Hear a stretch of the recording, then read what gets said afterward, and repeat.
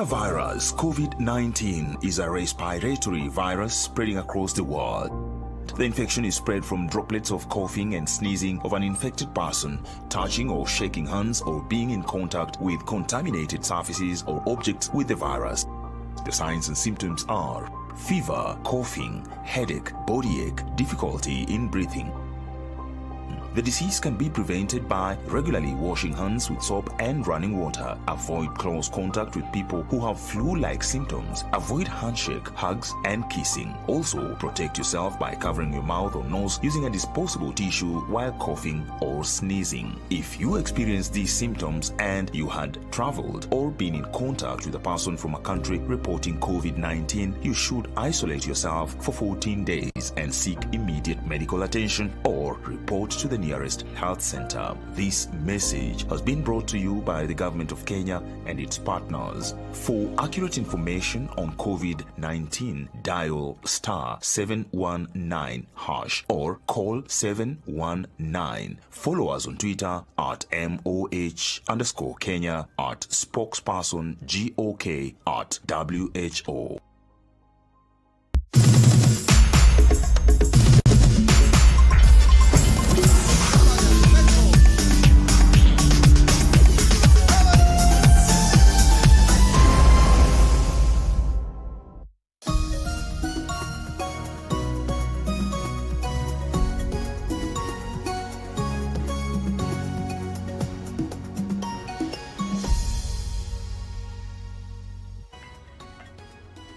So Dakta mtazamaji, uhali gani? Karibu kwenye taarifa za Shina La Upeo, zikiwa zimesalia siku 3 tu kabla ya mwezi wa 3 mwaka wa 2020 kukamilika. Karibu tuandamane sote hadi tamati. Anayenisaidia kwa lugha ya ishara ni Josephine Ouko. Baada ya wafanyabiashara wa mjini Kitale kuzuiliwa kuendesha biashara zao, basi wameweza kutoa maoni yao mbalimbali, na mwanahabari wetu Bonfas Barasa aliweza kufuatilia taarifa hiyo na kutuandalia taarifa ifuatayo. Kulingana na Gavana Haemba, hatua zinazochukuliwa ni za kusaidia katika kudhibiti kuenea kwa maambukizi ya virusi vya corona, na ipo haja ya kila mwana Trans Nzoia kusalimu amri na kufuata maagizo yanayotolewa. Anything you see being done is for your own good, to protect you from yourself. If you are reckless, we are protecting you from yourself. You want to tell me when we asked people to stay home, and quite a good number stayed, but we had crowds all over the place. Are you telling me I should have said hallelujah, muendele? No, I have to protect you even from yourself. And this is why you are seeing lean people on the streets. Itakumbukwa hapo jana kamishna wa kaunti hiyo Samuel Juang aliongoza shughuli za kufunga biashara, shughuli iliyoendeshwa tena hivi leo kwa siku ya pili mtawalia, biashara mbalimbali zikisalia kufungwa. Toka muende nyumbani, tunaenda nyumbani, tutakula nini? Tutapea nini watoto? Watoto wako, tuko na watoto nyumbani wanakula, walifukuza watoto wako nyumbani. Shule hatujalipa, marendi tujalipa, tutafanyaje kama taifa?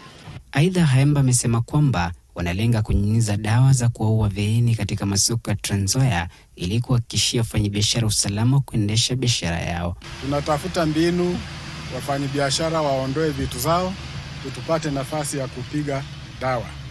And this again is for our own good. Afadhali kuadhirika kwa kitu kimoja kuliko kuadhirika wakati una ugonjwa pia. That means you are suffering twice. So kitu tunajaribu tuadhirike tu kwa sasa, lakini tuzuie ugonjwa. Which means tutakuwa na nguvu ya kujianzisha tena na kuendesha taifa mbele. Vile mwenyekiti wa chama cha wafanyabiashara katika kaunti ya Trans Nzoia Martin Oleula amekaribisha wito wake gavana wa kunyunyiza dawa katika masoko. County government ya Trans Nzoia na public health wataanza kufanya fumigation katika markets zetu zote ambazo ziko ndani ya town. Na vile tumesema kwamba mahali kuna wafanyabiashara kama Kenya Seed Company, kwa sababu Kenya Seed Company heti ya mwenyewe hivi heti ya Trappers na supermarket, waanze kufanya fumigation ndani ya maduka zao, na hiyo chuma na drones zote wasianze kusipanguza, na wameanza tayari kufanya. Kwa upande wake, kamishna wa kaunti ya Trans Nzoia Samuel Juang amewataka wenyeji wa kaunti hiyo kutia amri ya Rais Uhuru Kenyatta ya kusalia majumbani itimiapo mida ya saa 1 jioni hadi saa 11 asubuhi. Kuanzia leo saa 1 tuta-enforce curfew kila mahali. Kwa hivyo mtu asiseme ya kwamba ati atakuwa na biashara ingine kuanzia saa 1 na kuendelea. Tunaomba watu wetu # ni stay safe, stay home, lakini kuanzia saa 1 stay home kabisa mpaka saa 11 ya asubuhi.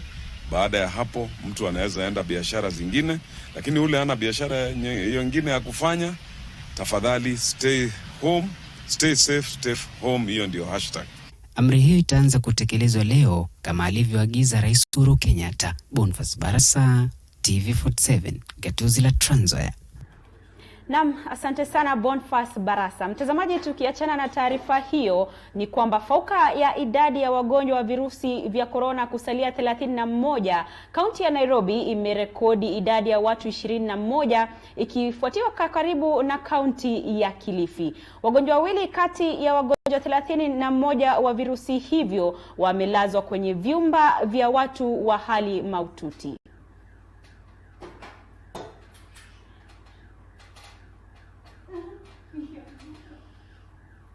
Na mtazamaji, ni taarifa ambayo tutakuwa tunaipokea hapo baadaye. Tusonge mbele na taarifa zetu, ambapo wakazi wa kaunti ya Bungoma wametakiwa kuwa waangalifu na kufuata masharti yaliyowekwa na Wizara ya Afya pamoja na serikali ya kitaifa ili kupambana na virusi vya corona, haswa baada ya taifa hili kumpoteza mtu mmoja kutokana na ugonjwa huo. Mike Kagwongo anatuarifu.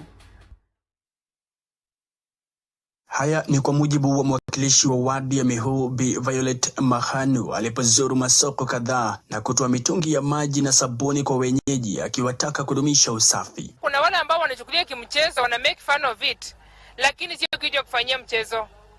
Ukiona venye watu wanakufa, ukienda kwa TV uone venye watu wanaambukizwa na inaenda mbio, hauwezi tamani. Ugonjwa ambao umeua karibu wanasema watu 400 na kitu, wenye wameambukizwa 1400 na kitu ambao wameambukizwa ulimwengu mzima. Chifu wa Lugosi Samuel na Meyombe na wa Mitekoyo Samuel Katoyi wamewataka haswa wahudumu wa bodaboda kuhakikisha wateja wanaosha mikono na kuwataka wananchi kuhakikisha wanaripoti kwa afisi zao iwapo wanapokea wageni ili wakaweze kujua hali yao ya afya. Munapepa maisha ya watu wengi, tunataka muwe na maji so that wakati wowote mkifika hapa unanawa because uanze kazi. Na yeyote ambaye anakuja huduma yako lazima uhakikishe pia umeinsist anawe mikono ndiposa upepe. Wale wenye wako na mili yetu wenye wanataka kusika, tunaomba kwamba msike kwa haraka. Mkipata mwili kikuja kama yale matanga yenye iko. Hata leo tumesika watu saa 3 saa 4. Hakikisheni kwamba tunaenda kufanya kazi ile, tufuate na tuzingatie vile serikali inafanya na tupunguze hali ya corona. Wananchi hata hivyo wanaitaka serikali kuwekeza fedha zaidi katika sekta ya afya ili kuvipata vifaa vya kupima ugonjwa huo, na katika kila wadi kuwe na wauguzi maalum watakaohakikisha wakazi wamepimwa. Kila mitungi sasa ni kama kila mahali tuko na mitungi ya maji na hizo sanitizers. Nilikuwa naomba kwamba serikali ya county Elias na national government halafu watusaidie tupate kits za kupima watu, ndio tujue wale ambao wameathirika na hii ugonjwa, ndio tuzuie maambukizi zaidi. Lakini jambo ambalo ningetaka kusisitiza kwamba county ya serikali ya Mheshimiwa Wangamati iweze kuwa na daktari wa kutosha, watutumie madaktari. Hata kuna watoto ambao wana kazi, waandike kazi, wafanye hii kazi, kwa maana wamekaa kwa maboma wanafanya tu mijengo. Kutoka kaunti ya Bungoma nikiripotia TV47 na mimi Mike Kagwanga. Na mtazamaji, kutoka kaunti ya Bungoma turejee hapa jijini Nairobi, ambapo waziri wa afya Mutahi Kagwe anahutubia wanahabari na Wakenya kwa jumla kuhusiana tu na ripoti ya janga la corona. Iwapo mtazamaji, nitakukumbusha ni kwamba kufikia jana Kenya ilikuwa imerekodi idadi ya watu 31 ambao wameweza kuathirika na virusi hivyo vikali, ambapo kwa bahati mbaya tuliweza kumpoteza mmoja. Kwa sasa tutavuka moja kwa moja.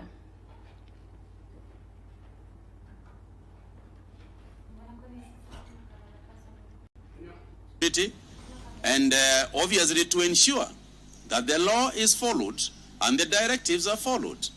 And for that matter, let's cooperate with the police. Thank you very much.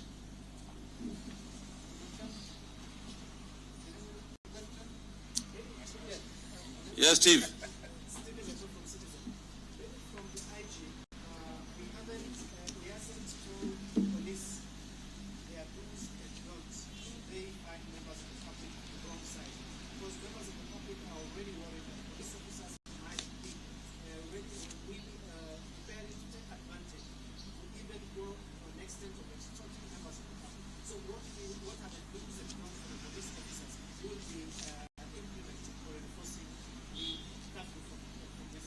We'll take two or three, and then we can respond. Sorry?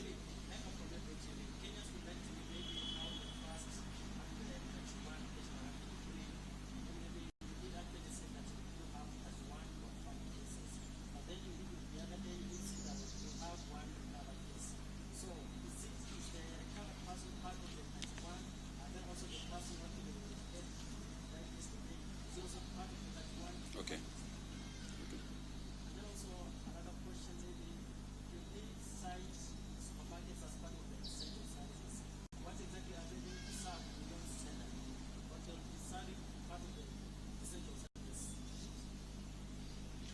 Yeah, go on.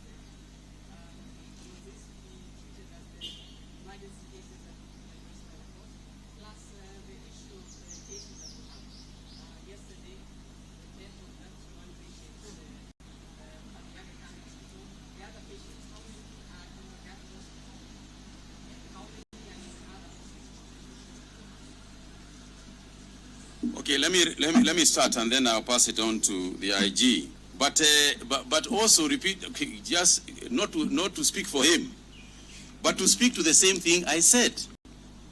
If you know that at 7 o'clock, if you are in the streets, you are going to be arrested, why in heaven's name would you be there? You know, so why create a problem for the police, as in they have to arrest you, they don't have to arrest you, they have to take you to court, they don't have to. Why are you creating that circumstance? If you stayed at home and as disciplined as you should be, you should stay at home, why would the question arise? You know, stay at home. The issue of all those things that you have said, Steve, they won't arise. So for me, I find the question very, very, I find it, anyway.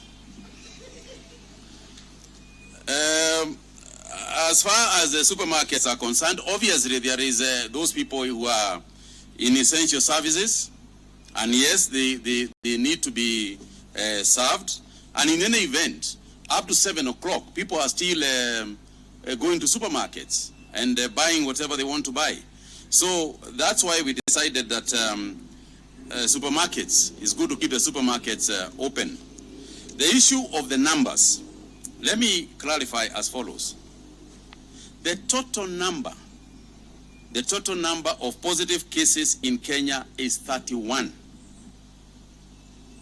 The one person who died is among the 31. Okay? So in effect, there are 30 people who are alive. But the number of cases we have noticed in Kenya are 31. Case number 1 is still with us at Pagathi and doing well. But we cannot release anybody until and unless they test negative twice. So a person is tested negative, tested again negative, then that individual can be released. So I don't know whether that is very clear, that we are 31 in total. We have alive 30, we have released 1, but they are all 31 in total. I think the mathematics talks for itself. Yeah, I would like to invite the IG.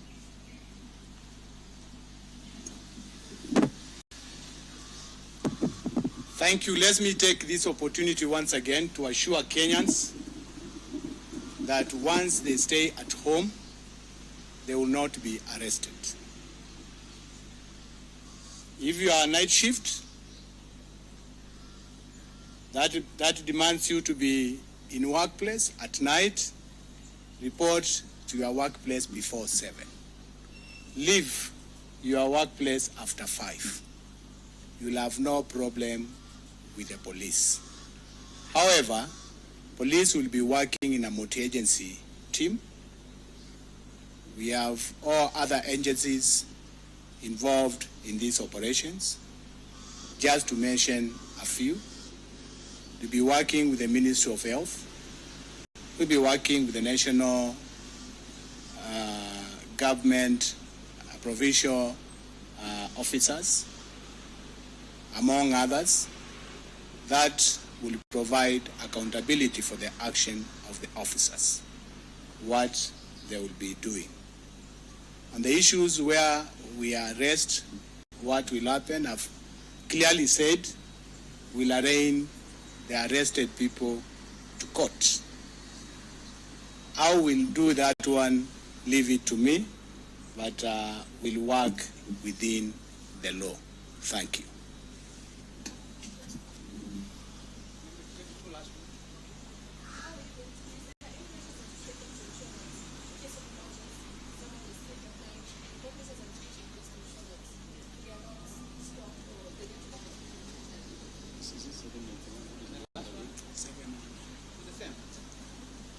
Yeah, thank you. You know the emergency numbers.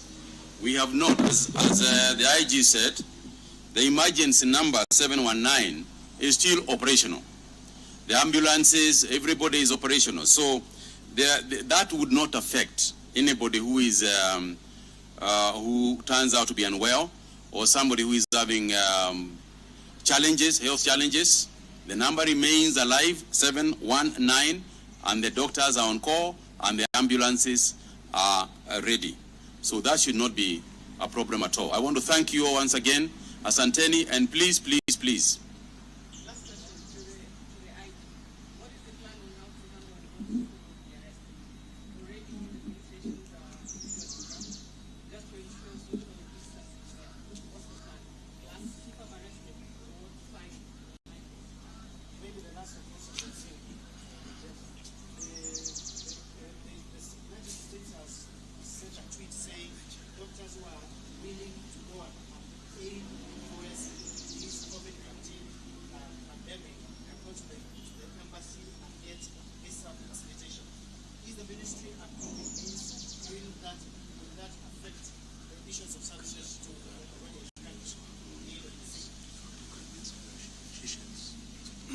Would you like to?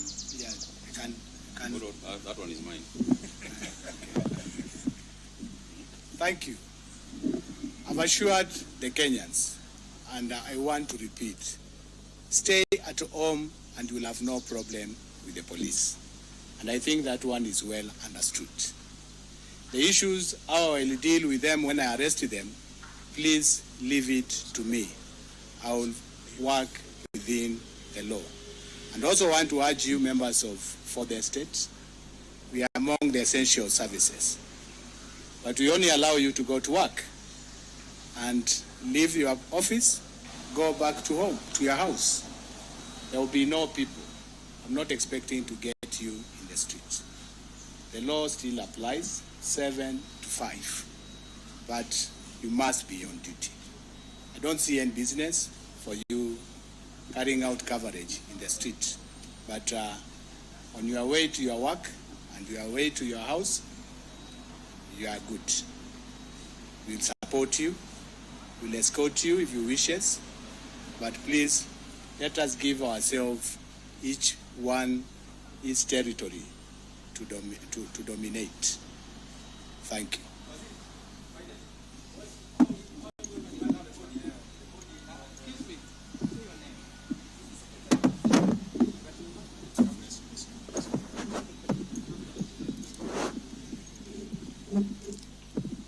Endelea ndugu.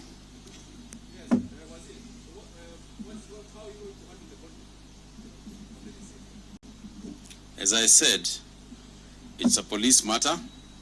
I will leave it to the police. On USA, asking us, normally what would happen is that if governments need help, these matters are handled on the basis of government to government. Government to government. We will not be releasing any of our doctors to the US because we need them here. That's number one. Number two, we have even recorded, our doctors who are on leave to come and join us. And if a request were to come, from among friends, because we are all friends, if a request were to come and the ability was there to help, we would do it on the basis of government to government. So we will not be, there will not be individual moves.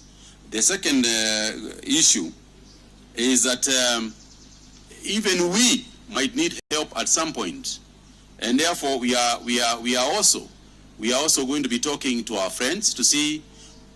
This is an international issue. There is nobody who is superior, and there is nobody who is inferior in this disease. There is nobody who is rich and nobody who is poor. It makes very little difference how much you have in your bank account. So we will respect each other and work on government to government basis. Thank you very much indeed. I would also like to finally thank again our frontline soldiers, our laboratory technicians and lab managers, our nurses here represented by Dr. Nandili, who is with us here today. Karibu sana daktari. Please tell nurses we really appreciate what they are doing, and we continue to train, we continue to protect and ensure that our doctors, our nurses, our technicians and our clinicians do not suffer from this disease. Thank you all very much indeed.